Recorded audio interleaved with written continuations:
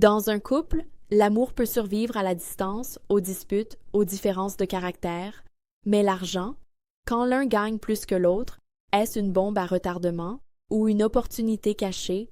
Aujourd'hui, on va parler VRI, sans tabou, sans hypocrisie. Beaucoup de couples pensent que l'argent est la source de leurs problèmes, mais la vérité, c'est que l'argent ne change pas les gens, il les révèle. Quand l'un gagne plus que l'autre, ce n'est pas un problème financier, c'est un test émotionnel, parce que soudain, les insécurités remontent, les non-dits prennent de la place, les frustrations cachées sortent au grand jour. Avant, tout allait bien, mais dès que l'écart d'argent apparaît, les comportements changent. Il y a celui ou celle qui gagne plus et qui découvre un pouvoir qu'il ou elle ne savait même pas vouloir. Et il y a celui ou celle qui gagne moins et qui découvre une peur qu'il ou elle n'avait jamais affrontée. Est-ce que je compte encore autant? Est-ce que je suis toujours respecté? Certains deviennent arrogants sans s'en rendre compte. Ils commencent à décider seuls, à parler plus fort, à imposer leur vision. D'autres, au contraire, s'effacent.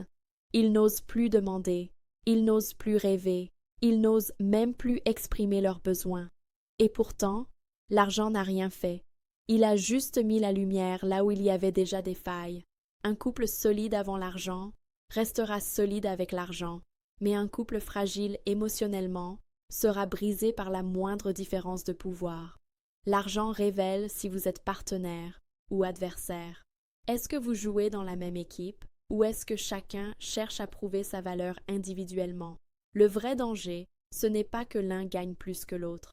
Le vrai danger, c'est quand l'estime de soi dépend du salaire. Le vrai danger, c'est quand l'amour devient conditionnel. Et c'est exactement pour ça que, si ce sujet n'est pas maîtrisé émotionnellement, il peut détruire même les couples qui s'aiment sincèrement. On ne le dit pas assez. Quand un homme gagne moins que sa femme, ce n'est pas l'argent qui fait mal, c'est le regard. Le regard de la société, le regard de la famille, parfois même le regard de sa propre partenaire.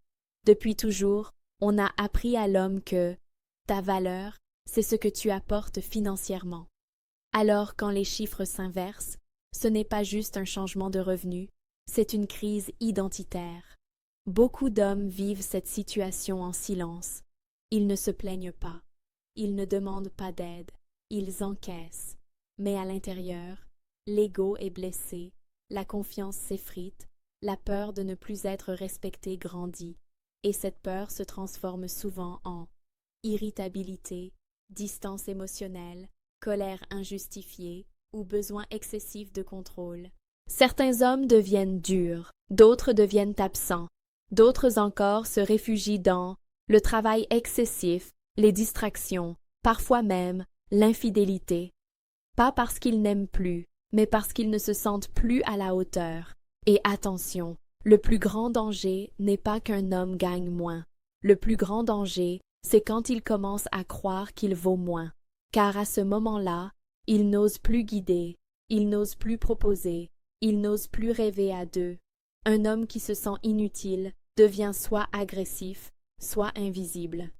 Et dans les deux cas, le couple souffre. Mais voici la vérité qu'on ne dit pas assez. Un homme n'est pas un chiffre. Un homme est une direction. Un homme est une stabilité émotionnelle. Un homme est une présence. Gagner moins n'enlève rien à sa valeur s'il reste aligné intérieurement. Le problème commence quand il se compare, il se renferme, il laisse la honte parler à sa place. Parce qu'un homme qui ne se parle plus à lui-même ne peut plus parler à sa partenaire. Et c'est comme ça que beaucoup de couples se brisent, non pas par manque d'amour, mais par manque de compréhension de ce que vit l'homme intérieurement. On parle souvent de l'homme qui gagne moins, mais on parle très peu de ce que vit la femme qui gagne plus. Gagner plus d'argent, c'est une victoire. C'est le fruit de l'effort, du travail, des sacrifices. Et oui, il y a de la fierté. Mais derrière cette fierté, il y a parfois une solitude silencieuse. Parce qu'une femme qui gagne plus doit souvent se retenir. Elle se retient de parler de ses réussites. Elle se retient de célébrer pleinement. Elle se retient de demander de l'aide. Pourquoi? Parce qu'elle a peur de blesser l'ego de son partenaire, le faire se sentir inférieur, créer une distance émotionnelle. alors elle minimise. Ce n'est pas grand-chose. J'ai juste eu de la chance. Et petit à petit, quelque chose change. Elle commence à tout porter, les dépenses, les décisions, parfois même la vision du couple. Sans s'en rendre compte, elle devient la colonne vertébrale de la relation. Mais une femme qui porte tout finit par s'épuiser. Et il y a un autre danger, plus subtil, plus silencieux, mais tout aussi destructeur, la perte d'admiration. Quand une femme a l'impression de faire plus, de penser plus, de prévoir plus, elle peut, inconsciemment, commencer à voir son partenaire comme quelqu'un à protéger et non plus comme quelqu'un à désirer. Là où l'admiration s'éteint, le désir commence à disparaître. Ce n'est pas de la méchanceté, ce n'est pas un choix conscient, c'est une réaction émotionnelle. Et pourtant, beaucoup de femmes dans cette situation aiment profondément leur partenaire. Mais aimer ne suffit pas quand on se sent seul à porter le couple. Gagner plus ne fait pas d'une femme une ennemie de l'amour.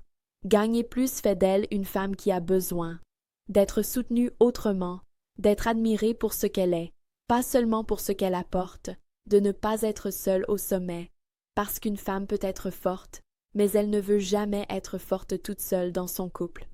À partir du moment où l'argent sert à dominer, l'amour commence à mourir. Dans beaucoup de couples, le problème n'est pas l'argent en lui-même, c'est la façon dont il est utilisé. Quand l'un gagne plus et commence à décider seul, imposer son rythme, rappeler constamment ce qu'il paie l'argent, cesse d'être un outil.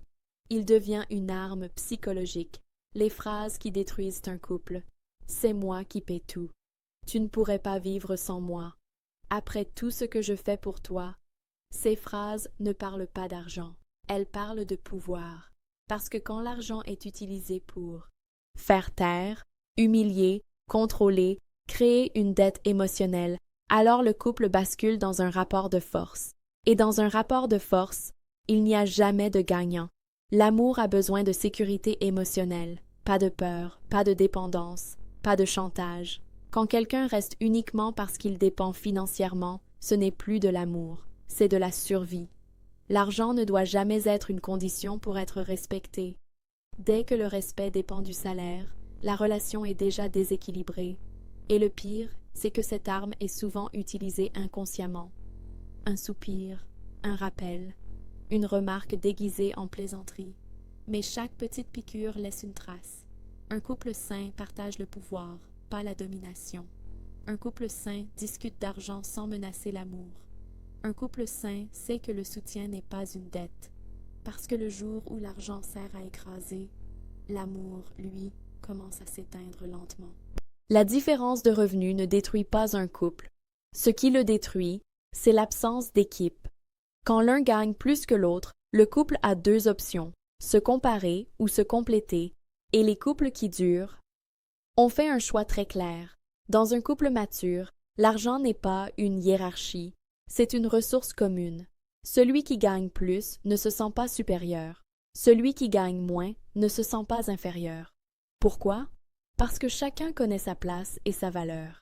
Être une équipe, ce n'est pas gagner le même montant, contribuer de la même façon. Être une équipe, c'est partager une vision, se soutenir dans les phases difficiles, investir ensemble dans l'avenir.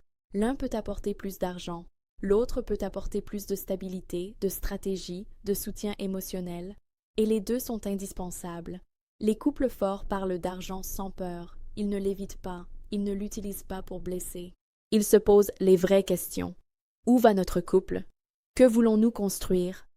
Comment chacun peut évoluer? Le couple gagne quand l'ego perd, quand chacun arrête de vouloir prouver et commence à vouloir construire. Dans ces couples-là, le succès de l'un est célébré par l'autre, les échecs sont portés à deux, la réussite devient collective et la différence de revenus devient un levier, pas une fracture. Ce n'est pas l'égalité des chiffres qui crée l'équilibre, c'est l'alignement des valeurs, c'est la communication honnête, c'est le respect mutuel, parce qu'un couple qui avance ensemble transforme n'importe quelle différence en opportunité de grandir à deux. Ce n'est pas celui qui gagne plus qui est puissant, c'est celui qui sait aimer sans écraser, soutenir sans dominer et construire sans humilier. Alors dis-moi en commentaire, penses-tu que l'amour peut survivre à une grande différence de revenus? Danger ou opportunité selon toi?